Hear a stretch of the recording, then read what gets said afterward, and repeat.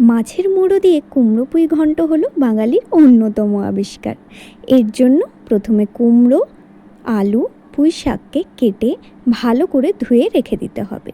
অন্যদিকে কাতলা মাছের মুড়োতে নুন হলুদ মাখিয়ে সর্ষের তেলে ভালো করে ভেজে নিতে হবে। মাছের মুড়োগুলো ভেজে নিলে ওটা খুন্তির সাহায্যে ভেঙে নিতে হবে। অন্যদিকে সর্ষের তেল গরম করে শুকনো লঙ্কা, তেজপাতা, গোটা জিরে ফোড়ন দিয়ে ওর মধ্যে পেঁয়াজ কুচি, আদা বাটা অ্যাড করে কিছুক্ষণ কষিয়ে নেওয়ার পর আমরা কুমড়ো, আলু, নুন হলুদ দিয়ে ভেজে নেব। কিছুক্ষণ ভাজা ভাজা করে নিলে ওর মধ্যে আমরা অ্যাড করব পুঁই শাক আর ভেজে রাখা মাছের মুড়ো।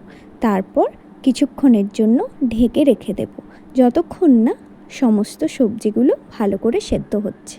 সেদ্ধ হয়ে গেলেই ঢাকনা খুলে ওর মধ্যে আমরা অল্প পরিমাণে চিনি অ্যাড করব। ব্যাস, তারপরেই একটু নাড়াচাড়া করে নিলেই রেডি আমাদের মাছের মুড়ো দিয়ে কুমড়ো পুঁই ঘন্ট। এরকমই আরও বাঙালি কিছু রান্না পেতে গেলে অবশ্যই আমাদের চ্যানেলটিকে সাবস্ক্রাইব করবেন, লাইক করবেন, শেয়ার করবেন অ্যান্ড কমেন্ট করবেন। টাটা।